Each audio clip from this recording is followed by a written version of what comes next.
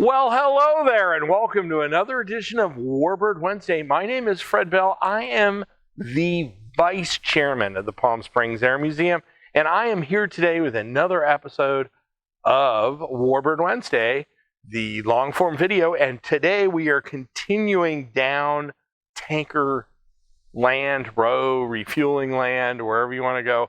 You can't kick beep without tanker gas. I learned that. Someone sent me that. I thought that was pretty cool. My coxcomb assistant, Greg, and today you have donned me as the Mad Hatter, which actually could be true. I could be the Mad Hatter because you keep quaffing me in these. This one's a little more outrageous.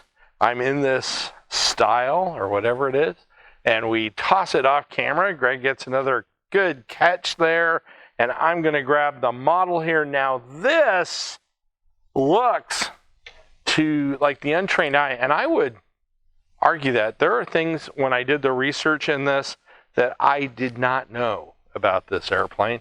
This was actually derived from the Dash 80, the Boeing Dash 80, the airliner. Remember, they did the loop-de-loop, and of course, the Boeing 707. Now, I assumed that it was just the same airplane, retrofitted, military, putting a stinger in the tail, a boom. Boy, was I wrong, Greg. I was totally wrong. Actually, the fuselage is narrower and it is shorter than a 707. Boeing actually gave the model description. It was the 717, so learn something new there. And it was a purpose-built refueler. This was the first jet-powered, unless I don't know of another one, correct me, jet-powered tankers in the United States Air Force fleet. They built 803 of them, so very close to what we did last week as far as build rate, the KC-97. So you can kind of see they figured out what the load rate was that they needed to support the fighter and the bomber airplanes, and they basically were just doing a kind of a one-for-one replacement. It did have a little bit of cargo capacity, but it was primarily a refueler. Its first flight was in 1956. The introduction was in 1957. It had a cruise speed of 529 miles an hour. So a huge improvement over the propeller-driven refueler that it replaced. It operated for the United States Air Force, the French Air Force, the Turkish Air Force, the Republic of Singapore, and Chile. Is it cold in here? No, Chile. Sorry, Greg. Really? Yeah, look, he's looking at the floor. That was a bad one. Lockheed, now this is an interesting thing. There was a lot of warfare going on between these airplane manufacturers in the 50s. Boeing, Douglas, all of them. They were all fighting back and forth. And we've talked about, like, look at the Flying Wing, where they actually built some of them and then ended up destroying them because they went with a different bomber.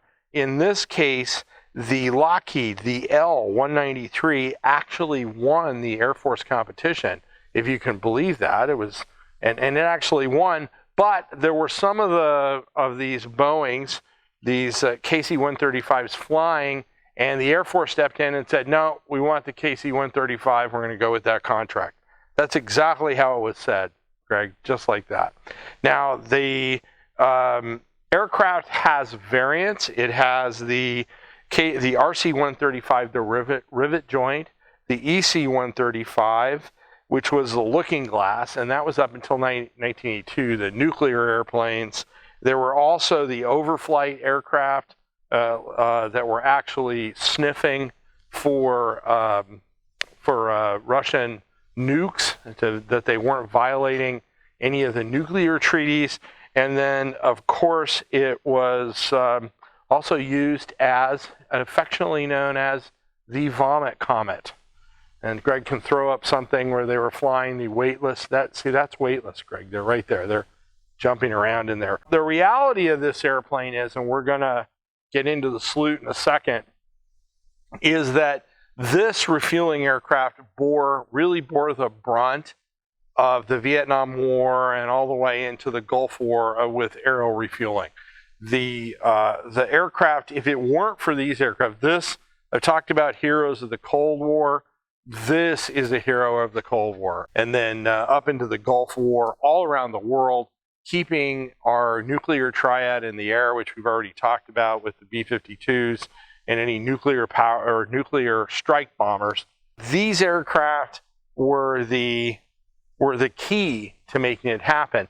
And if you look at other modern air forces, there really is no other modern air force outside of the United States Air Force that has perfected aero refueling to the point where they can keep massive fleets of airplanes in the air and fly so many different packages and strike missions with certainty and keep these airplanes going. So the testament to the KC-135 and their crews is that they were able to make that happen, both in training. You know, it's not just people think an airplane takes off, the pilots get in it and they go somewhere. It's an entire package within these squadrons of people that make these airplanes go. And the fact of the matter is, whether the maintenance people or who the people are planning the navigation, the routes, that work on the electronics, that do all the stuff, the hydraulics that make the airplane go, they don't get any notoriety. They don't get, somebody doesn't come in and say, hey, good job today, you helped us fly a strike mission in Desert Storm, or the airplane saved a battle damaged aircraft over Vietnam. Those things just didn't happen. And so to the crews, that is what we're going to do the salute today. To the 135 crews, and you're still around, some of them are still around today. These aircraft are headed to the boneyard, to AMARC.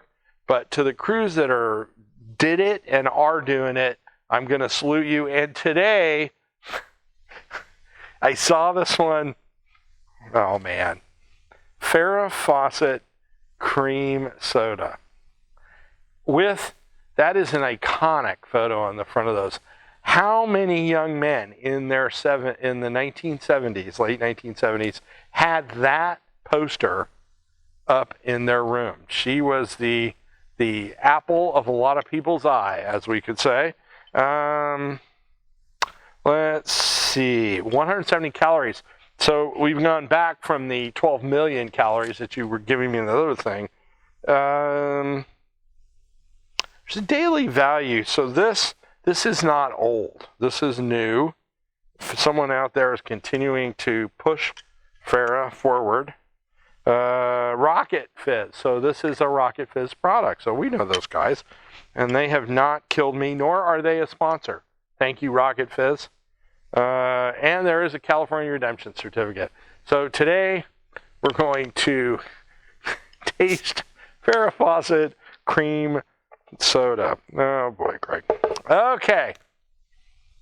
It did pop. Oh, and there is a little bubbly in there.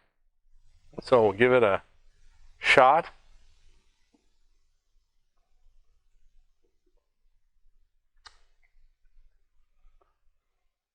You know, it's cold.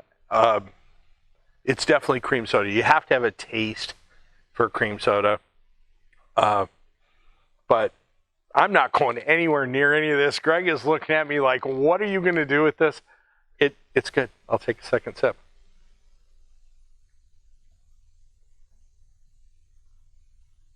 It's not bad. So Farrah Fawcett cream soda is not bad. And I appreciate you not trying to poison me. You have to, though, say that's a really strange.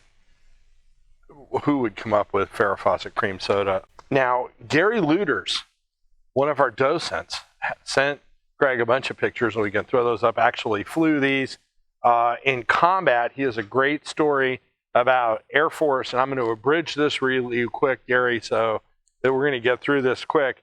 One of these KC-135s refueled battle-damaged Navy aircraft, or Navy aircraft that were out of fuel, and you didn't do that. That was a no-no. The Air Force didn't refuel Navy airplanes. Why? I have no idea, other than They just didn't do it. It was a protocol. The crew that was on board that aircraft thought they were going to get court-martialed, and instead they got a whole bunch of awards for it. So it just proves that you take initiative. But this aircraft is headed to the boneyard, even though they've re-engined it. It's going to be headed to the boneyard and replaced, theoretically, and I don't think for a while, by the KC-46, which we are going to do a profile on that aircraft. It is comparable to the Airbus, the A310, the Airbus 330, the Northrop Grumman, the KC-45, and the IL-78. Greg can go out and get all those. So it is a comparable aircraft, but this is one of those things. This is as good a design, if you want to argue it, as a B-17 or a B-29 or just a platform that they get so much life out of. Think about, we're in 2023, and these airplanes, the debut of this airplane was in 1956, and we're still operating them. Now, the B-52 is still running around there as well, but that's just a testament to, you know, how good the design was. And when it ain't broke, don't fix it. Just upgrade it. They already paid for the airframes, so they could keep upgrading it, relatively inexpensive. But eventually, they have to hit the end of the line, and that's what will happen with this, and there'll be an A-mark. This aircraft is so big, Greg, I do not think, unless we put your office in it or we use it for offices, that we will ever have one in our collection, because it's a pretty big airplane. Now, if you wanted to, like, have all of the fighters, it's like a Vanna White move, all of the fighters that this airplane refueled, plus some that would try to shoot it down, because there's some Soviet aircraft in there as well. This is a great puzzle set, but a lot of the fighters here actually would have tanked up off this airplane. This is a 1,000-piece set, perfect for framing. So you could sit at home and watch Warbird Wednesday and build a puzzle. So click on that link, and Jason will happily send one of these off to you. I said happily, didn't I? Yes, I did. So he will happily do that. If you have come across us on YouTube or one of the platforms, we can use a subscription. You know, I think I said it. If you're all the way to the end here, only about 30% of our viewership is subscribers. We could use those subscription. It helps the channel. Or forward us to somebody who likes military aviation videos. If you want to use us as a teaching tool, or you want to use the museum as a teaching tool, there are extensions for training guides on the link here down below in the subscription. And we cannot do all of this without your donations. So there'll be a link to a donation. If you want to shoot us a couple of bucks, we can keep dusting off the KC-135 or whatever we're doing, but we're here in the ship trove, and I say trove. This is a trove of ships at the museum. You can come check this out, but we can't do it without your donations.